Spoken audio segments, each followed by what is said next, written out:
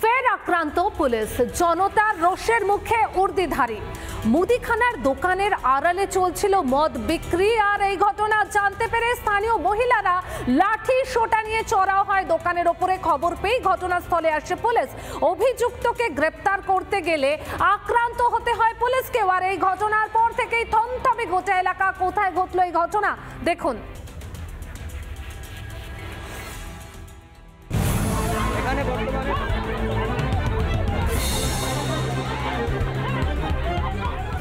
পুলিশকে ধাক্কা, লাঠির ঘা, পরপর উর্দি ধরে টান।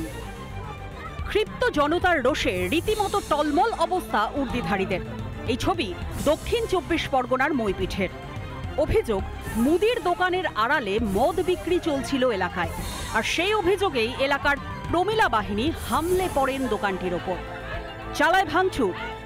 মদের বোতল দোকান থেকে বের করে রাস্তায় ফেলে ভাঙচুর চালান মহিলারা। সবসময় মাল বিক্রি হয়, বাচ্চা থেকে স্কুলের ছেলেও মাল নিয়ে যায়। ম্যাঙ্গো বোতলে মাল নিয়ে যাচ্ছে, ওখানে মিল ধারে, ওখানে বাঁধ ধারে, যেখানে সেখানে মদ খাচ্ছে। আমরা মেলা পার্বণ হলে কি আর বাজার ঘাট থেকে ঘুরতে পারি না? খবর পেয়ে এলাকায় অভিযুক্ত দোকানদারকে আটক করতে যায় মইপিঠ কোস্টাল থানার পুলিশ। তখনই পুলিশের হাত থেকে অভিযুক্তকে ছিনিয়ে মারধর করতে যায় ক্ষিপ্তরা। তখনই পুলিশের সঙ্গে ধস্তাধস্তি, চলে পুলিশকে মারো। ঘটনার পর থেকে থমথমে এলাকা। রাজু মুখার্জির রিপোর্ট, রিপাবলিক বাংলা। ভোটার তালিকায় বাংলাদেশিদের নাম, আর তৃণমূলের এই অভিযোগে শোরগোল পড়ে গেছে উত্তর 24 পরগনার গাইঘাটায়। যদিও স্থানীয় বিজেপির পঞ্চায়েত সদস্য এই অভিযোগ মানতে নারাজ। বিজেপির দাবি, ভয় পেয়ে হিন্দু ভোটারদের নাম তালিকা থেকে বাদ দিতে চাইছে রাজ্যের শাসক দল।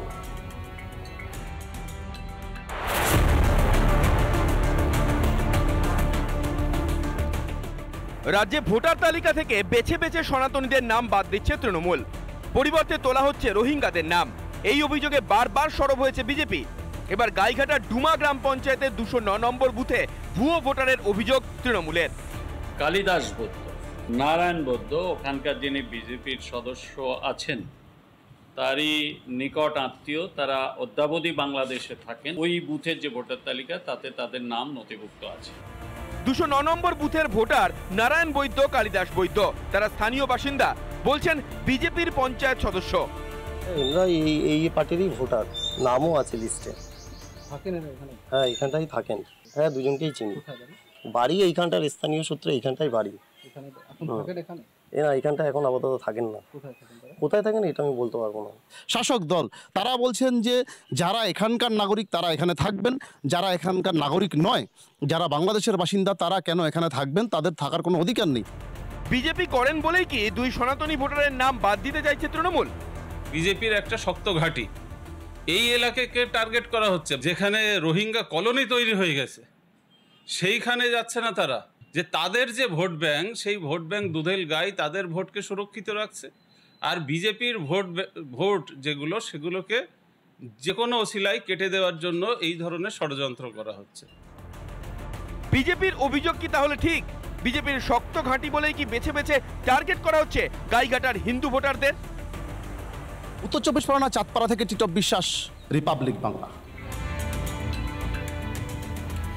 সরকারি জলের ট্যাঙ্ক তৈরি করার জন্য নেওয়া হয়েছিল জমি। প্রতিশ্রুতি দেওয়া হয়েছিল জমির পরিবর্তে দেওয়া হবে চাকরি। কেটে গেছে 5 বছর, জমিদাতা এখনো চাকরি পাননি। তবে পঞ্চায়েত প্রধান জমিদাতার পরিবর্তে নিজের স্বামীর চাকরির ব্যবস্থা পাকা করে ফেলেছে।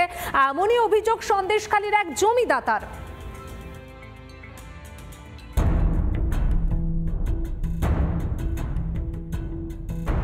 জমিদাতার চাকরি চুরি করলো পঞ্চায়েত প্রধানের স্বামী। এমনই অভিযোগে শোরগোল সন্দেশখালীর কালীনগর গ্রাম পঞ্চায়েতের ঘটিহারা এলাকা। অভিযোগ, পরিবারের দুজনকে চাকরি দেওয়া হবে, এমনই প্রতিশ্রুতি পেয়ে সরকারি প্রকল্পের জন্য 1 বিঘা জমি হস্তান্তর করেছিলেন জনস্বাস্থ্য কারিগরি দপ্তরকে সন্দেশখালীর বাসিন্দা বিপ্লব পণ্ডা।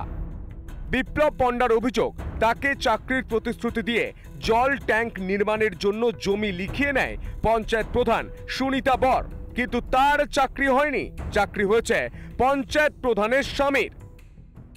যারা জমিদাতা তাদের কাছ থেকে এই জমি নেওয়া হয়েছে প্রায় 1 বিঘে জমি। তাদের সঙ্গে প্রতিশ্রুতি ছিল এই জায়গাতে ওয়াটারের যে প্রজেক্ট, যে বাড়িতে বাড়িতে যে জল যাওয়ার যে ওয়াটার ট্যাঙ্ক, সেই ট্যাঙ্ক তৈরি করা হবে। এই জায়গার যে মালিক, সেই মালিককে চাকরি দেওয়া হবে। কিন্তু জমি নেওয়ার পর জমিতে ওয়াটার প্রজেক্ট তৈরি হয়েছে, কিন্তু আজও পর্যন্ত চাকরি দেওয়া হয়নি। সেই জায়গাতে চাকরি করছে কে? তৃণমূলের গ্রাম পঞ্চায়েতের প্রধানের স্বামী। প্রধানের স্বামী এখন বর্তমান এইখানে কাজে নিযুক্ত হয়েছে। বারবার অফিসে আমরা জানানো সত্ত্বেও আমাকে ব্যান্ড করে রেখে তার স্বামীকে সেই কাজে এখনো চালানোর অনুমতি দিয়ে রেখেছে, আর আমরা বারবার সেই জায়গায় দৌড়চ্ছি। গোটা ঘটনাকে তৃণমূলের সংস্কৃতি বলে কটাক্ষ স্থানীয় বিজেপি নেতা। সরকার বলে কি আদৌ কিছু আছে পশ্চিমবঙ্গে? না পুরোটাই তৃণমূলীকরণ হয়ে গিয়েছে। পশ্চিমবঙ্গে তৃণমূল একটা নৈরাজ্যের শাসন কায়েম করেছে। এটা আমি শুনেছি, এবং ওই ছেলেটা কালীনগরে বাড়ি, ও এসেছিল আমার কাছে। যদি সে জমি দেয় এবং তার সঙ্গে এগ্রিমেন্ট থাকে কোনো চাকরি দেওয়ার, নিশ্চয়ই পিএইচই দপ্তর বিবেচনা করবে। আমি সেটা দপ্তরকে জানিয়েছি। সরকারি বিভিন্ন দপ্তরে অভিযোগ জানিয়েছেন জমিদাতা, কিন্তু এখনো সুরাহা হয়নি। অর্ণব মৈত্রের রিপোর্ট, রিপাবলিক বাংলা। এই মুহূর্তে নজর রাখবো বেথুয়া জহরের দিকে। সেখানে বিরোধী দলনেতা শুভেন্দু অধিকারী। পশ্চিমবাংলার কিছু হিন্দু যারা তৃণমূলকে ভোট দেন কিছু পাওয়ার আশায়, কিছু করে কর্মে খাওয়ার আশায়, তারা এগুলো শুনুন। আমরা যদি গীতাকে বিশ্বাস করে থাকি, ধর্ম রক্ষা করার কাজটা সবার, শুধু বিজেপির কর্মী সমর্থকদের নয়। আর সরাসরি ধর্মকে যেভাবে আক্রমণ তিনি করছেন, খেলাফত কমিটির অনুষ্ঠানে গিয়ে, কমপ্লিটলি একটা রিলিজিয়াস অনুষ্ঠান, সেখানে তিনি প্রথমত দেখুন, আমরাও যারা ঈদের শুভেচ্ছা জানিয়েছেন তাদেরকে প্রতি শুভেচ্ছা জানিয়েছি, সমস্যা কিছু নেই। কিন্তু আমাদের হরিনাম সংকীর্তন বা ভাগবত কথায় যেমন অন্য ধর্মের লোকেরা আসা উচিত নয়, আমরা আহ্বানও করি না। আমাদের মন্দির নির্মাণ হয় আমাদের অর্থে, সরকারি অর্থ নিই না, অন্য ধর্মের অর্থও নিই না। ঠিক অন্য ধর্মের ক্ষেত্রেও তাদের যখন ধর্মীয় রিলিজিয়াস অনুষ্ঠান হবে, সেই ধর্ম যারা পালন করেন তাদেরই থাকা উচিত। মমতা ব্যানার্জি বিধানসভায় দাঁড়িয়ে আমাকে কাউন্টার করার জন্য বলেন আমি ব্যানার্জি, আমি শিব ঠাকুরের দিকে মাথা করে ঘুমাই, আমি ব্রাহ্মণ বাড়ির কন্যা, এগুলো বলার পরে তিনি কি করে খেলাফত কমিটি আয়োজিত অনুষ্ঠানে যান? 1 নম্বর। দ্বিতীয় কথা, আমি ইসলাম ধর্ম সম্পর্কে বেশি জানি না, কিন্তু আমি যেটুকু জানি সেখানে তাদের নারীরা আলাদাভাবে ধর্ম পালন করে, পুরুষরা আলাদাভাবে ধর্ম পালন করে। নানা ধরনের কন্টেন্ট দেখার জন্য লাইক করুন, শেয়ার করুন আমাদের ফেসবুক পেজ, সাবস্ক্রাইব করুন আমাদের ইউটিউব চ্যানেল। পাশাপাশি অন্যান্য ব্রেকিং নিউজের জন্য অবশ্যই চোখ রাখুন রিপাবলিক বাংলায়।